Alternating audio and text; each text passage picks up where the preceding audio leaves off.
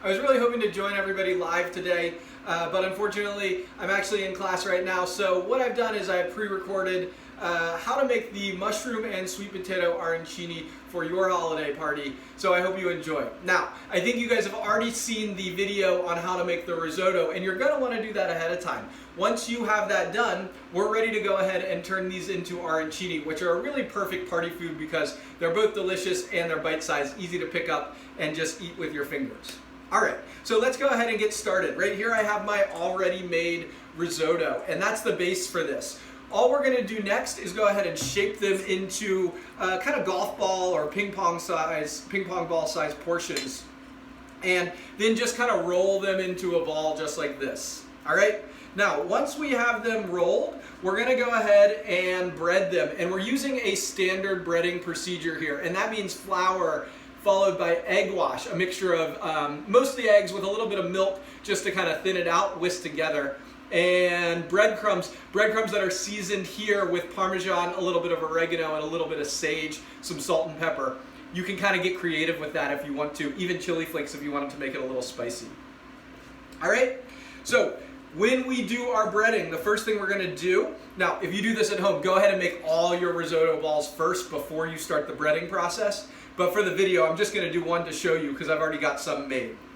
All right, I'm going to roll the ball in the flour first, and then I'm going to transfer it from the flour to the egg wash. I'm going to drop it in, and then I'm going to switch hands, and this is important because unless you want to bread your fingertips, you want to keep one hand dry and one hand wet. So I'm going to use the wet hand to kind of roll the risotto ball around in the egg just to get it nice and evenly coated on the outside.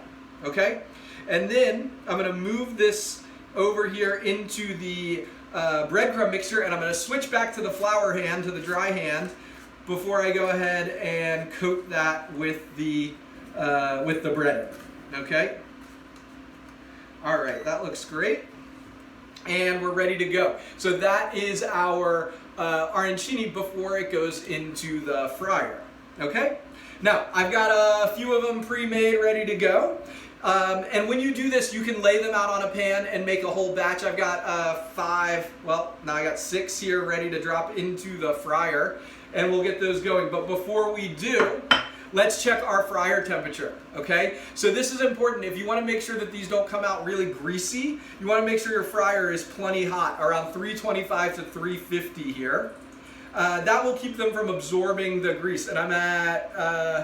I don't know if you guys can see that on the camera. I'm at 342, so that is the perfect temperature. So I just want to really carefully lower these right there into the deep fryer. And we should hear some sizzling there. I don't know if you guys can hear that on camera.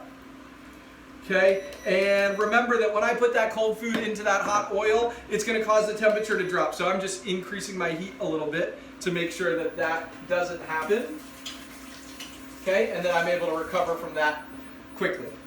All right, so these are going in the fryer. I've got a slotted spoon here so that I can kind of move them around as needed, but there's not much to do right here at the beginning except just kind of let them go. All right, so let's take a look at what's going on in the pot.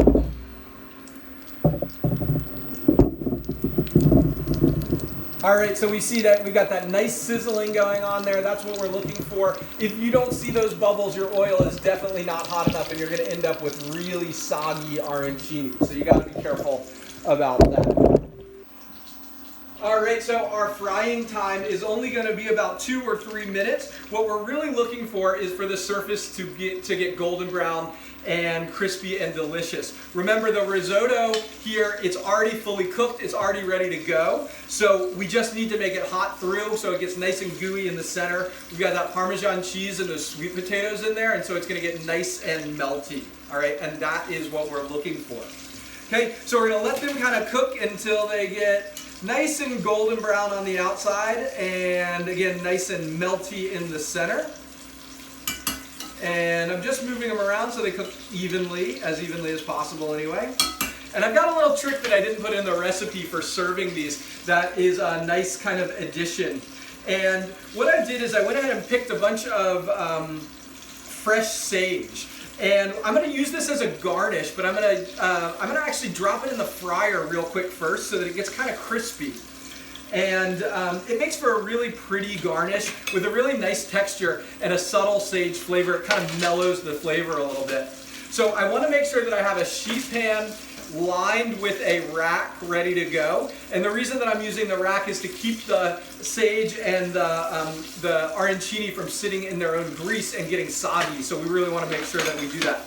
And if you're serving a group, you can make all these batches at once and then take the sheet pan with the rack and throw it right back in the oven for just a couple minutes to reheat these before you serve them. So that's going to be the easiest way if you've got a crowd. Okay?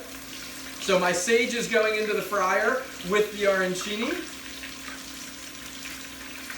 Okay? And the sage is going to fry really, really, really quickly. Definitely you do not need as long as you did for the arancini themselves. So that's why I wait a minute, and then everything will be ready to come out at roughly the same time. All right, our rice balls are nice and golden brown. And you can see that crispy sage kind of mixing in there. If you were here, you'd really be able to smell that fried sage. I kind of wish you guys could, because it does smell pretty amazing. Okay. And there we go. We've got our arancini balls, and you can see that beautiful crispy fried sage coming out of the fryer as well. Make sure you use a slotted spoon when you do this so that you don't pull all that oil with you. Tap it off, and then again, let it drain on a rack. Really useful to make sure that these don't get soggy. Okay? Now, I'm just going to arrange a couple of these guys on a plate right here. Okay, and you can be creative with how you want to serve them or present them. Okay, I'm going to take a little bit of Parmesan cheese. I've got a chunk of it right here, and I'm just going to grate it right over the top. I think it makes it really pretty, and it's going to add a really nice flavor as well. All right, and I'm going to garnish it with a little bit of the fried sage. Just kind of place like that right over the top. Okay, and there you have it. I'm going to come around so you guys can see that nice and close. All right, so that is our wild mushroom and sweet potato arancini. We've got crispy fried sage, a little fresh grated Parmesan. Really, really delicious dish. Let's open one up and see what it looks like inside. Gonna be a little too hot to eat yet, but we can see nice and gooey, creamy, and we've got that sweet potato, those mushrooms, really, really delicious dish. I'm gonna, It's great, guys. Happy holidays. Enjoy the party.